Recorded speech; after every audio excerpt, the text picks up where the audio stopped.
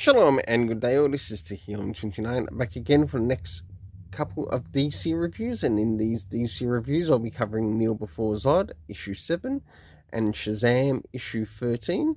I'll now get things prepared for the first one that I'll be reviewing. So the first one I'll be reviewing will be Kneel Before Zod, issue 7. So first things first, does this cover in any way, shape or form connect to something that is happening inside with the story? Sure enough it does, to which I give it a 7 out of 10. I'll now move into showing the area of the internal art, so I'll be able to show it, to be able to give you the rating for it as we have a look around the beginning, middle, and of course the end, and also what's happening story-wise with the characters. So as the story begins, it's called Chapter 7, Green Hell, and we end up seeing Drew Zod starting to go up against the character of the Emerald Empress. And of course we have quite a bit happening here in these panels.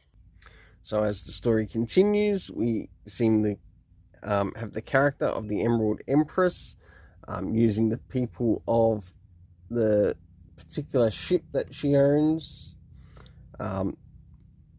in a way going after Drew Zod. And last but not least, we get to see the character of Sinestro at the end. So for the area of the internal art, I give it a 7 out of 10. Next is the area of the story. So the first things first, do we get any comic book references to any of the previous issues? No, we don't. Next is the area of time. Nothing aforementioned. So once again, without these things showing up in the story, I'm afraid it's going to be losing points. Next is the location. We learned that Zod is actually on a United Planets cargo carrier, to which also has these, I guess, slaves, prisoners, whatever, that are connected to the Emerald Empress. And the cast of characters consisting of the Emerald Empress, Zod, and last but not least, the character of Sinestro. For the overall story rating, I give it a 6.5 out of 10. Now it's time to move on to Shazam, issue 13.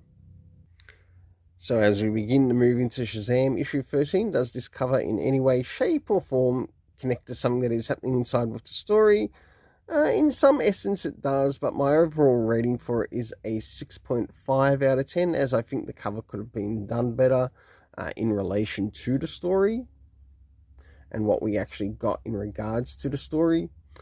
Now it's time to move into the area of the internal art as we have a look around the beginning, middle, and of course the end, and also what's happening story-wise with the characters. So as the story begins, we have Captain Marvel Jr., or Freddie Freeman, going around doing some Shazam family work. And of course we get to see that things are starting to go well for him, and it looks like he's got a girlfriend of such. And we do actually get a bit of a comic reference as well within the story.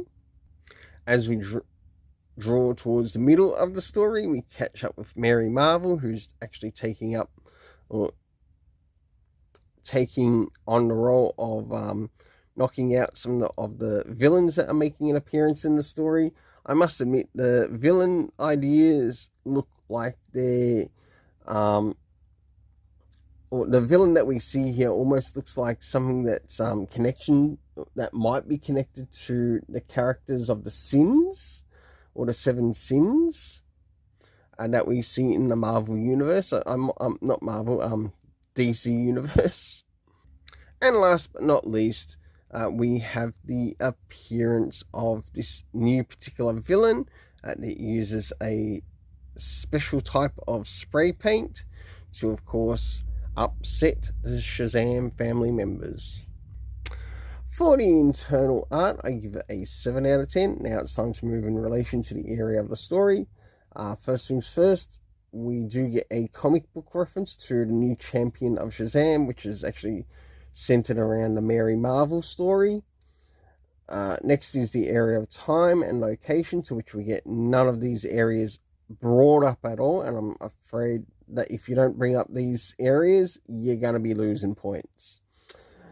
Next is the cast of characters, consisting of the Shazam family members, to which we get to see Freddie Freeman, Mary Marvel. Of course, we got to see Tawny Tiger, Uncle Marvel, who is basically the character of Uncle Marvel also makes an appearance in sort of like some of the older stories in regards to Shazam. And one thing about Uncle Marvel, he's sort of like the uncle who has no powers, but he supports the Shazam family. That's the only way to put it. We see Billy Batson, Shazam, and a couple of other characters such as King Carl. For the overall story rating, I give it a 6 out of 10. Until then, let's keep it colourful and have yourself an awesome day.